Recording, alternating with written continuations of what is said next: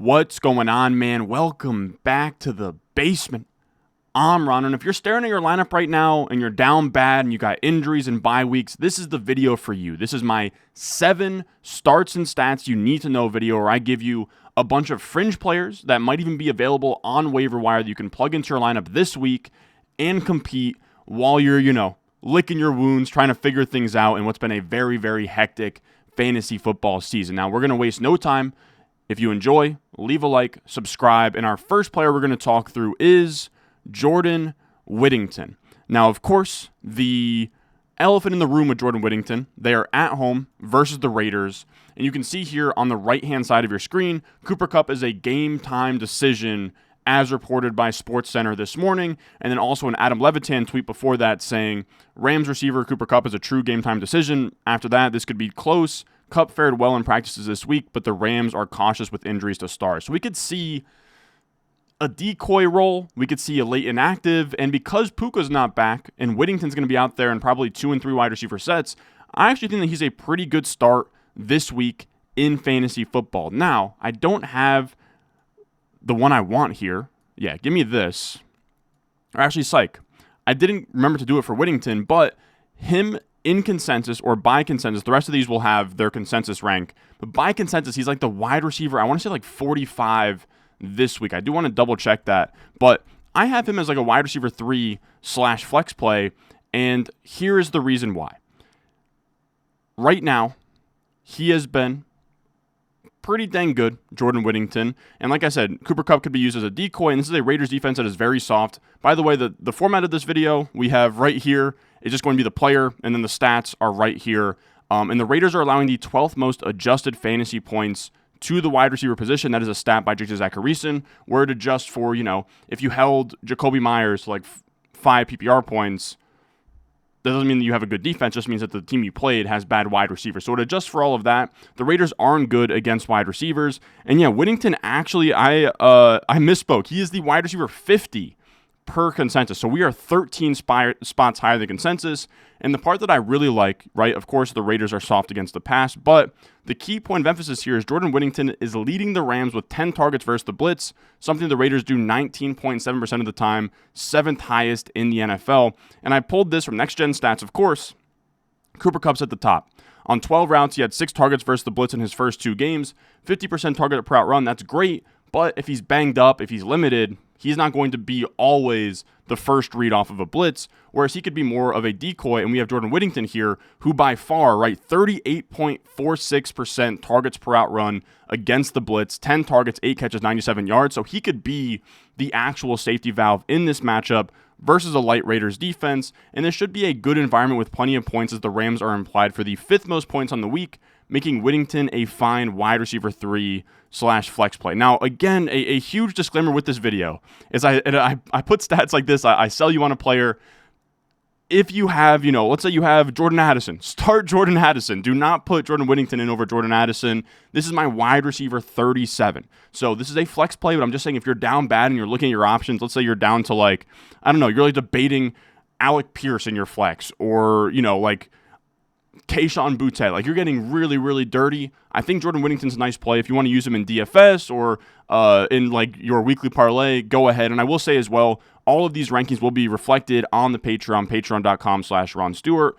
All of these you have access to in my weekly rankings that come out on there, along with my waiver wire article and then my rest of season rankings as well. That's all on patreon.com/Ron Stewart. You can find that in the description and the comment section down below. Now, our next player here is Dalton Schultz. Now, it's tough to be way higher than consensus on a tight end, right? There's only, 20 of them that are startable, but I like Dalton Schultz this week. He's my tight end 11, 1 spot higher than consensus on the road versus Green Bay. And I know that people are a bit sick of Dalton Schultz, right? He's yet to hit 10 or more PPR points in a single game this season, so I wanted to make this as a vote of confidence if you're out there debating starting Dalton Schultz. I think that he is a great start this week. Despite the lack of production for Schultz, he's hit a season-high 8 targets in the absence of Nico Collins last week. He just didn't perform on that volume. But in this matchup, he should make good on this new volume versus a Packers team that is allowing the 4th most adjusted fantasy points to tight end per J.J. Zacharyson. And the Packers run Zone coverage 58.5% of the time, the 8th highest rate in the NFL, making nice soft spots for Schultz, who has 108 of his 143 total yards against zone coverage, making him a fringe tight end 1 play this week. So again, if you have Trey McBride, don't put Dalton Schultz in. But Dalton Schultz, I think, is a strong play this week to give you, I think he can give you 6 catches for 70 yards and a touchdown. I really think that that's a ceiling this week, and it wouldn't shock me at all if he got home. And I do kind of like this Green Bay Texans matchup where it could just be a really fun shootout. Then after that, I want to talk about the Colts running back, Tyler Goodson here. He is the RB30 for me. That's 11 spots higher than consensus. The consensus has him at RB41 as not even really a guy this week. Now, of course, Jonathan Taylor is out. Trey Sermon will be playing here, but this is less about Tyler Goodson and really more about his surroundings. He is on the Colts, who have the 13th highest team total this week as home favorites versus a Miami run defense that is allowing the 4th most fantasy points to running backs. So it's a nice spot, right? They're home favorites versus a bad run defense. And Goodson should be in line for the lead role as Sermon came into the week banged up and has been the Colts' worst rusher by far. If you look at literally any stat, this is from Next Gen Stats, rushing yards over expected per attempt, such as, based on what's blocked, how much should you be getting? He's dead last. If you want to look at rush EPA to the right of that, he's minus 12.1, dead last. Yards at the contact per attempt at the end there, dead last. Yards per carry, 2.5 yards per carry, dead last. Whereas Tyler Goodson's actually been really good, man. Plus 1.8 rush yards over expected per attempt. It's a small sample, but 5.9 yards per carry. He has shown a lot of burst. He's been good. And I think as well, we have seen the Colts tip their hand a little bit here. Of course, it's because of injuries, right? They didn't know if they'd have Trey Sermon this week. They didn't know if they'd have Jonathan Taylor this week. But the fact that they're activating and signing so many running backs tells you that this might even be if Trey Sermon sucks this week, we're going to actually put him down to the practice squad and elevate Evan Hull. They even signed Salvin Ahmed to the practice squad. There's just a lot of moving parts at running back right now for them. And I have to imagine a lot of these transactions and just kind of rumblings means they're going to go away from Trey Sermon. So we're kind of calling our shot here by saying, hey, the lead running back that's been the lead guy the past couple of weeks, I think that he's actually going to get relegated this week.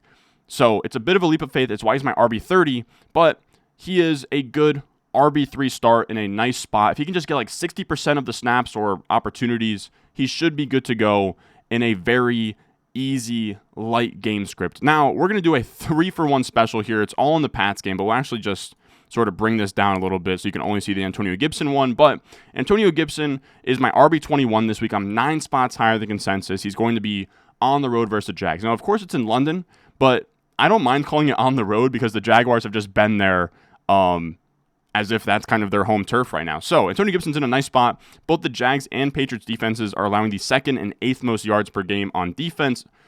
Both teams are also top 12 in pace of play. This game is a stinker on the surface, right? Jaguars, Patriots, but these defenses are so bad. Both offenses play with tempo that there could be some chaos. I actually I don't really do defenses, but I do like both defenses in this game, specifically the Jaguars.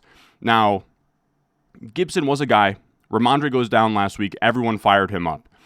He was a big letdown, but he was going against a Texans defense allowing the 26 most points to running backs.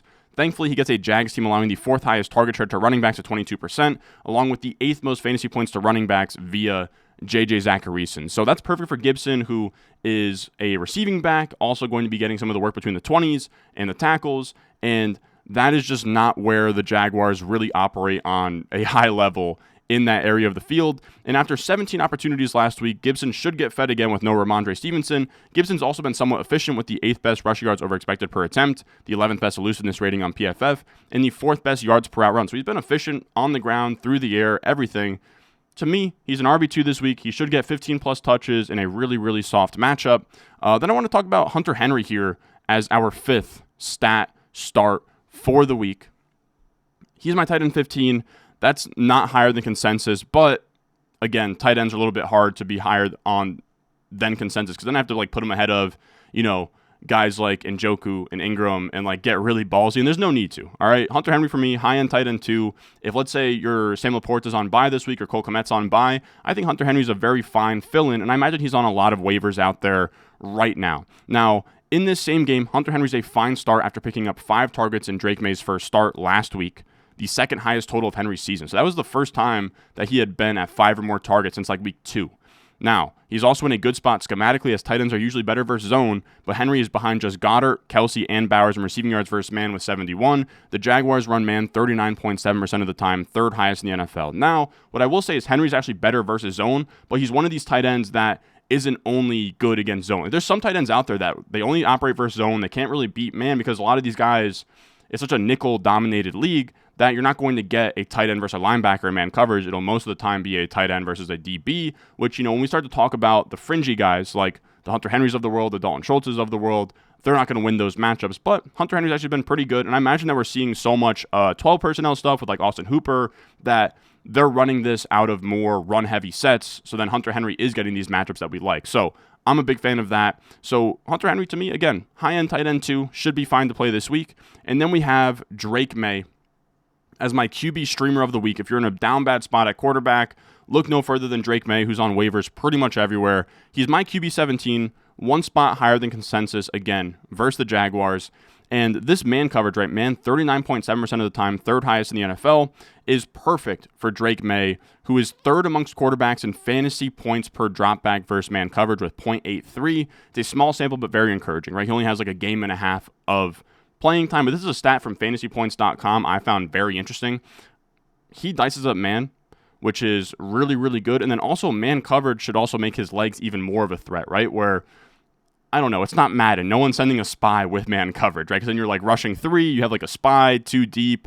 I don't know. It's very unlikely that someone like has a spy on top of it, but man coverage means, the DBs are going to get all set on the wide receivers and kind of run with them, and that gives Drake May running lanes to do what he'd please.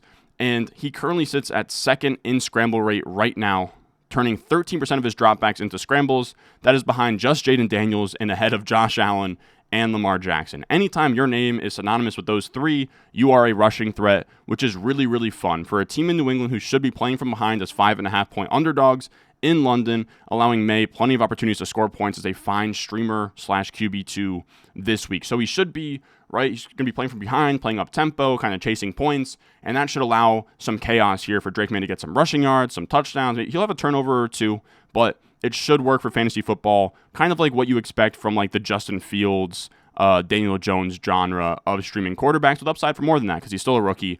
And then the last guy I want to talk about is not a start, but actually a sit. This is our first ever stat sit here, but I want to talk about Amari Cooper. He is my wide receiver 44 this week, 10 spots lower than consensus at home versus Tennessee.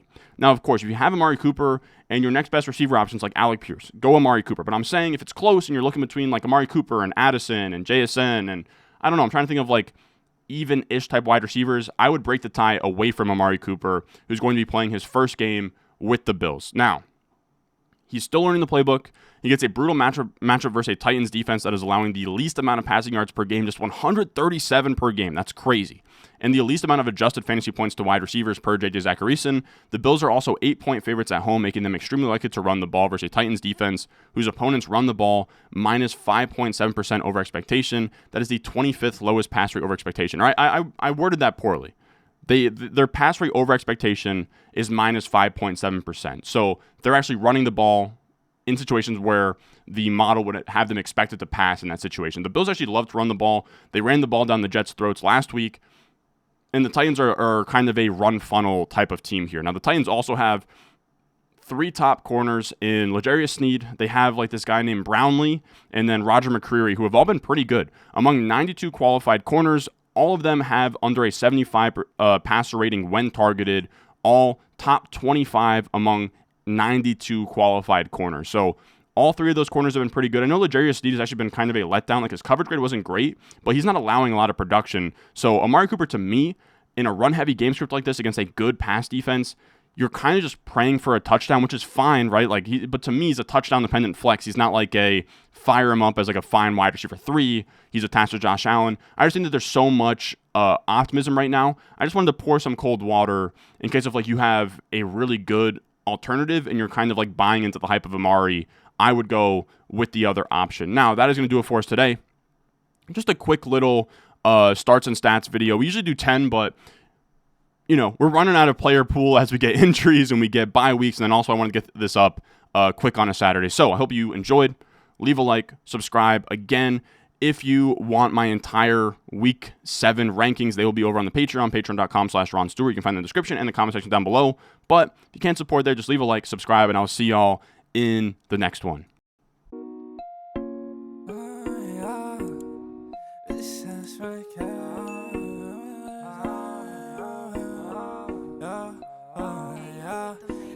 Stones, like this froze.